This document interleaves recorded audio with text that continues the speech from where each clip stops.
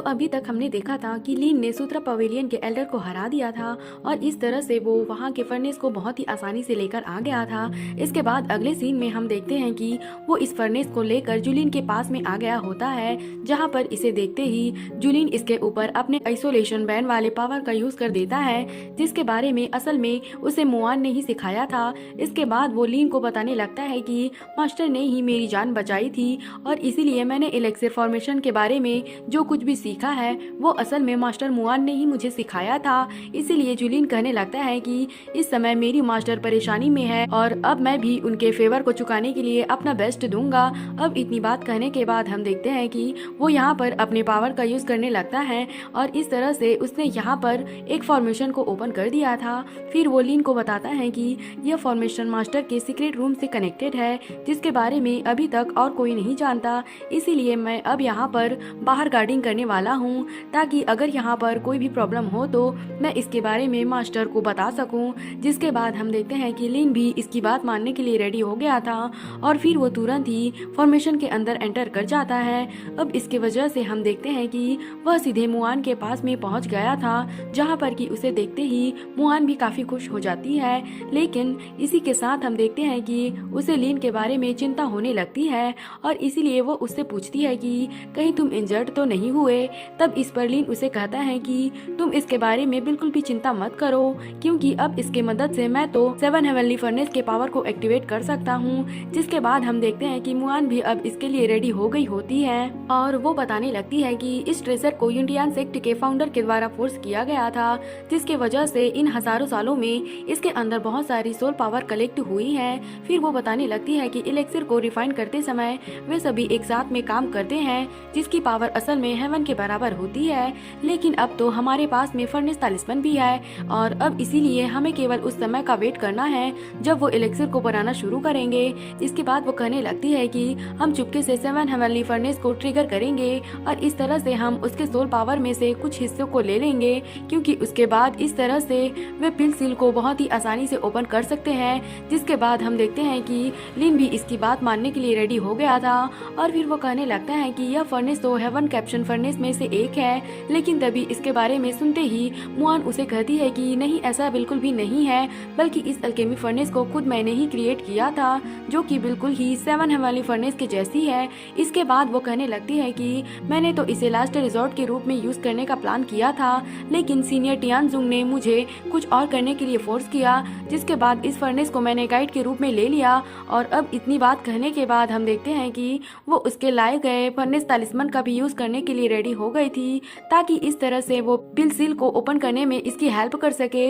लेकिन तभी लीन उसे पूछने लगता है कि अगर 7 हेवनली फर्नेस के सोल पावर ने इसके सील को हटा दिया तो फिर क्या सच में हम इसमें कलेक्ट करने में कामयाब हो पाएंगे। तब इसकी ऐसी बात सुनकर मुआन उसे हाँ कहती है, जिसके बाद लीन उसे कहता है कि तब तो मुझे इसके अंदर ही प्रैक्टिस करना चाहिए, क्योंकि इस तरह से मैं केवल आधे मेहनत में ही दोगुने रिजल्ट को हासिल कर लूंगा। तब इसके बारे में सुनकर मुआन भी इसके लिए मान गई थी, क्योंकि यह वाला तरीका भी बहुत सही था। वहीं उधर हम देखते हैं कि सीनियर टियांगजुंग भी 7 हेवनली फर्नेस का यूज करने के लिए रेडी हो गया था, जहां पर कि मिडिल वाले फर्नेस के अंदर से तुरंत ही एक हैंड बाहर आती है और इस तरह से सीनियर टियांगजुंग इसमें कुछ इलेक्सर को डाल देता है। लेकिन तभी हम देखते हैं कि यहाँ पर और भी कई सारे कल्टीवेटर थे, जो कि अपने पास वाले इलेक्सर को देखकर उसके बारे में चिंता करने लगते हैं। तब इस पर सीनियर टियांगजुंग कहने लगता है कि मैं तुम्हारी बातों को समझता हूँ और मुझे पता है कि तुमने अपने ग्रेड 4 वाले इलेक्सर को बनाने के लिए बहुत ही मेहनत की है और इसीलिए तुम सभी इसे इतने आसानी से सेक्रीफाइस नहीं करना चाहते। तब इस पर इनमें से एक एल्डर कहने लगता है कि नहीं, ऐसी बात नहीं है कि हम इसे सेक्रीफाइस नहीं करना चाहते, लेकिन फिर भी मैं इसके बारे में पूछना चाहता हूँ कि क्या अगर हम ग्रेड 4 वाले 6 एलेक्सिर को सेक्रीफाइस करेंगे तो क्या इस बात की गारंटी है कि हम इस तरह से ग्रेड 5 वाले लेजेंड पील को रिफाइन कर सकते हैं। मगर तभी हम देखते हैं कि उसकी ऐसी बात सुनकर टियांगजुंग हंसने लगता है और फिर कहने लगता है कि अल्केमी के पास में कोई भी लिमिट नहीं है, लेकिन क्या इसके बाद भी तुम्हें लगता है कि तुम्हें गारंटी के बारे में डर है। फिर वो कहने लगता है कि अगर हम इलेक्सिर को सेक्रीफाइस करने वाले तरीके का यूज करेंगे तब इसके वजह से इलेक्सिर फॉर्मेशन का रेट बहुत ही ज्यादा बढ़ जाएगा। इसीलिए मैं तुम्हें बताना चाहता हूँ कि अल्केमी रिफाइनिंग हेवन और अर्थ की सोल की जरूरी रिफाइनिंग है और यही वजह है कि हम अगर इसे रिफाइन करने में कामयाब हो गए तो फिर हम जरूर ही ग्रेड 5 वाले इलेक्सिर को बहुत ही आसानी से रिफाइन कर सकते हैं। इसके अलावा उसके बाद हम ग्रेड 6 वाले एलेक्सिर को भी बहुत ही आसानी से रिफाइन कर सकते हैं और यहाँ तक कि ग्रेड 7 वाले एलेक्सिर को भी रिफाइन करना हमारे लिए बहुत ही बड़ी बात नहीं होगी। अब इतनी बात कहने के बाद वो इनसे पूछता है कि क्या तुम इसे एक्सपीरियंस नहीं करना चाहते, जिसके बाद हम देखते हैं कि वो भी अब इसके लिए हाँ कर देते हैं और वे सभी भी अब इसके लिए पूरी तरह से रेडी हो गए थे। इसके बाद हम देखते हैं कि सीनियर टियांगजुंग भी अपनी पावर का यूज करने के लिए रेडी हो गया था, जिसे देखते ही बाकी एल्डर भी अपने पावर का यूज करने के लिए रेडी हो गए थे और वे सभी एक साथ में मिलकर 7 हेवनली फर्नेस को एक्टिवेट कर देते हैं। लेकिन वहीं उधर हम देखते हैं कि मुआन भी अब इसके लिए पूरी तरह से रेडी हो गई होती है और जैसे ही उसे पता चलता है कि उन्होंने एलेक्सिर को रिफाइन करना स्टार्ट कर दिया है, तब उसके बाद वो भी अपने पास वाले फर्नेस को इसके अंदर भेज देती है। इसके बाद हम देखते हैं कि टियांगजुंग अपने पास के ग्रेड 4 वाले डीमन ब्लड एलेक्सिर को सेक्रीफाइस करने के लिए रेडी हो गया था और फिर वो तुरंत ही इसे मिडिल वाले फर्नेस के अंदर डाल देता है, जिसके बाद हम देखते हैं कि यहाँ पर और भी ज्यादा पावर एक्टिवेट होने लगती है।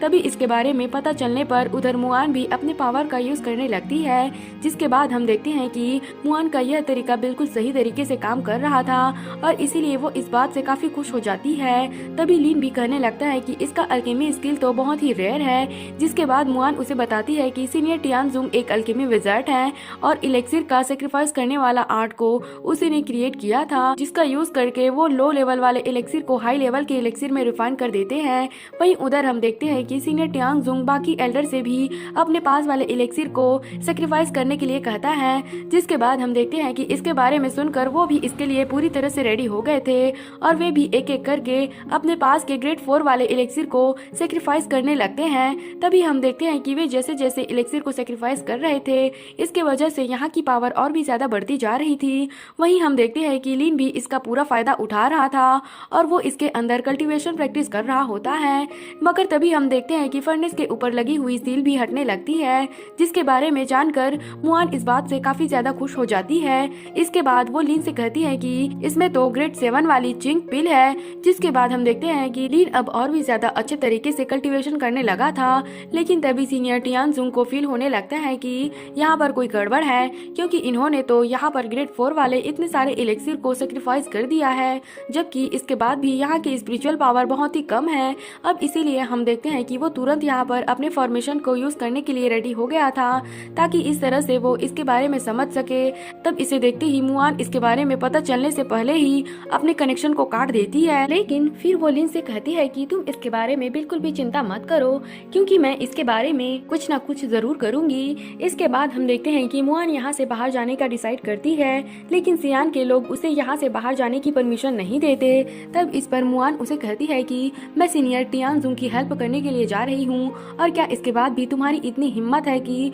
तुम मुझे रोक सको। जिसके बाद हम देखते हैं कि वे इस बात से काफी डर गए होते हैं और अब वे इसे रोकने के लिए कुछ भी नहीं करते। वहीं उधर हम देखते हैं कि सीनियर टियांगजुंग भी इसमें अपने और भी ज्यादा पावर का यूज करने लगता है, क्योंकि वो इसमें किसी भी कीमत पर फेल होना नहीं चाहते थे। लेकिन काफी कोशिश करने के बाद भी हम देखते हैं कि सिचुएशन उसके हाथ से बाहर जाने लगती है और अब इसीलिए उसे अपने इलेक्सिर के बारे में काफी चिंता होने लगती है। लेकिन तभी हम देखते हैं कि मुआन भी सीनियर टियांगजुंग की हेल्प करने के लिए यहाँ पर आ गई थी और वो कहने लगती है कि आप केवल इलेक्सिर को एब्जॉर्ब होने की कंडीशन को कंट्रोल कीजिए, जबकि 7 हेवनली फर्नेस की जिम्मेदारी आप मेरे ऊपर छोड़ दीजिए। जिसके बाद हम देखते हैं कि सीनियर टियांगजुंग भी इसकी बात मानने के लिए रेडी हो गया था और मुआन कहने लगती है कि स्पिरिचुअल वर्ल्ड बीन तो बहुत ही वायलेंट है, इसीलिए इसे कंट्रोल करना तो किसी हाई लेवल वाले के लिए भी काफी मुश्किल है। लेकिन हम देखते हैं कि मुआन किसी भी तरह से लीन की हेल्प करना चाहती थी, इसीलिए उसे यहाँ पर जैसे ही कोई चांस मिलता है वो तुरंत ही इसमें अपने किसी पावर को यूज करने लगती है।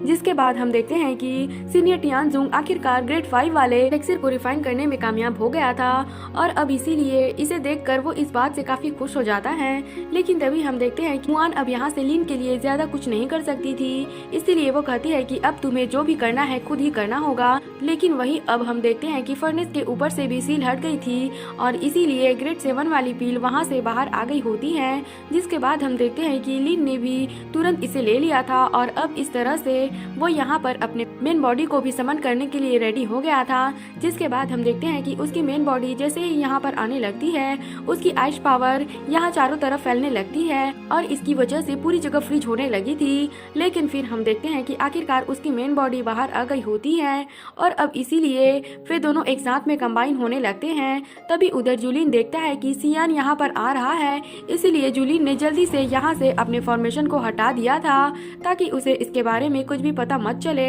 लेकिन तभी हम देखते हैं कि सियान इसके ऊपर काफी गुस्सा हो गया था और फिर वो पूछने लगता है कि आखिरकार तुम यहाँ पर क्या साजिश कर रहे हो। लेकिन हम देखते हैं कि जूलिन उसे कुछ भी बताने के लिए रेडी नहीं होता। इसके बाद अगले सीन में हम देखते हैं कि मुआन और सियान के वेडिंग का टाइम काफी नजदीक आ गया था, इसीलिए एक मेड उसके वेडिंग ड्रेस को उसके पास में लेकर आई होती है और वो कहती है कि आपको इसे एक बार पहन कर ट्राई कर लेना चाहिए। लेकिन हम देखते हैं कि मुआन को केवल लीन के बारे में चिंता होती है, क्योंकि वो काफी टाइम से लीन से नहीं मिली थी और इसीलिए उसे चिंता होने लगती है कि पता नहीं वहाँ पर क्या हो रहा होगा। मगर तभी इसी वक्त हम देखते हैं कि सियान यहाँ पर आ गया होता है, जो इसके ऊपर गुस्सा होते हुए कहने लगता है कि तुम मेरी बात मानने के लिए रेडी हो जाओ, नहीं तो फिर उसके बाद अगर कुछ हो गया तो फिर उसके लिए तुम मुझे ब्लेम मत करना। लेकिन अभी भी हम देखते हैं कि मुआन उससे कुछ भी नहीं करती, जिसके बाद कि सियान उसे छोड़ देता है। लेकिन तभी हम देखते हैं कि वो इसके सामने जूलिन के बारे में बात करने लगता है, जिसके बारे में सुनते ही मुआन इस बात से काफी डर गई होती है। इसीलिए वो उससे पूछती है कि तुमने उसके साथ में क्या किया,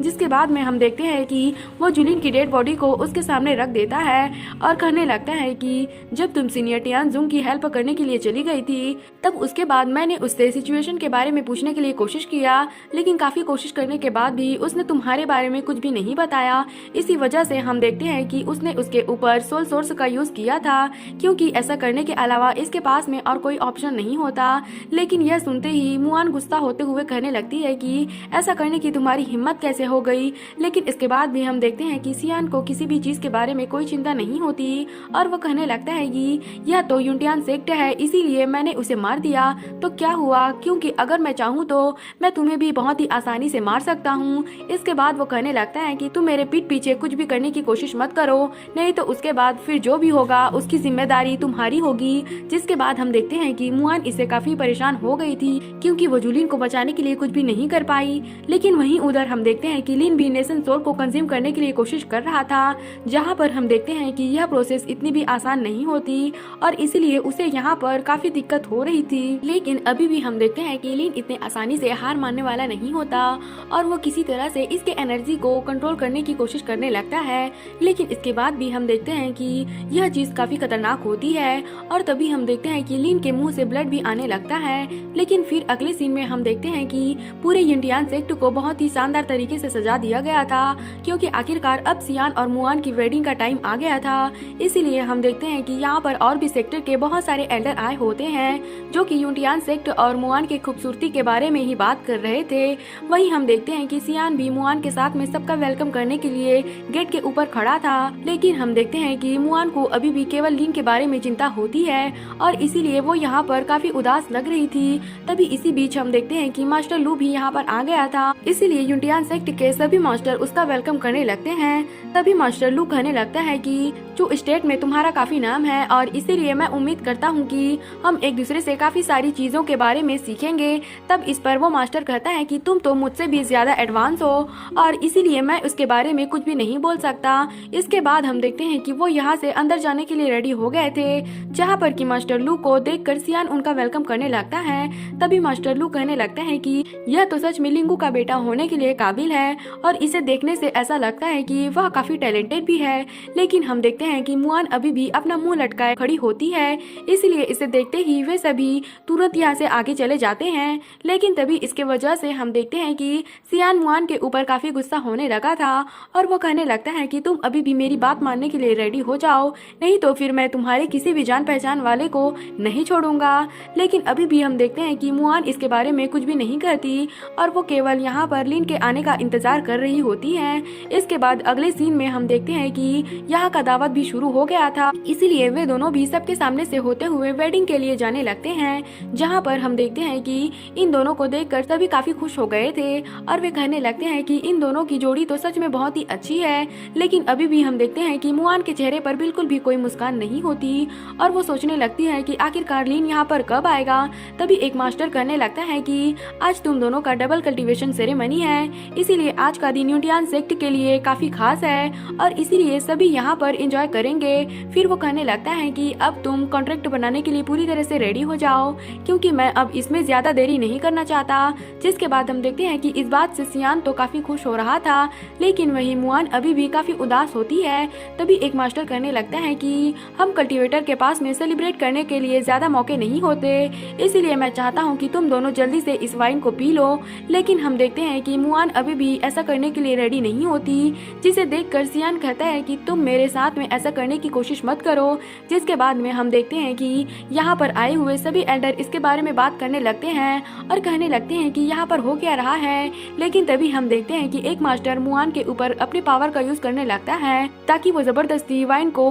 पिला सके। लेकिन अभी भी हम देखते हैं कि मुआन ऐसा बिल्कुल भी नहीं करना चाहती थी और तभी अचानक से हम देखते हैं कि वाइन का वो ग्लास टूट जाता है। इसके अलावा हम देखते हैं कि अब यहाँ पर कोई पावर भी आने लगती है, जिसे देखते ही सभी इस बात से काफी डर गए होते हैं। लेकिन वही मुआन को समझ में आ गया था कि यह तो असल में लीन है और अब इसीलिए वो इस बात से काफी खुश हो गई थी। जो सीन दिखाते हुए यह एपिसोड यहीं पर खत्म हो जाता है। तो आपको क्या लगता है कि लीन मुआन को बचा पाएगा या नहीं, इसके लिए कमेंट करके जरूर बताना। और अगर आप अगला एपिसोड भी देखना चाहते हो तो हमारे चैनल को सब्सक्राइब और लाइक जरूर करना। Thanks for watching.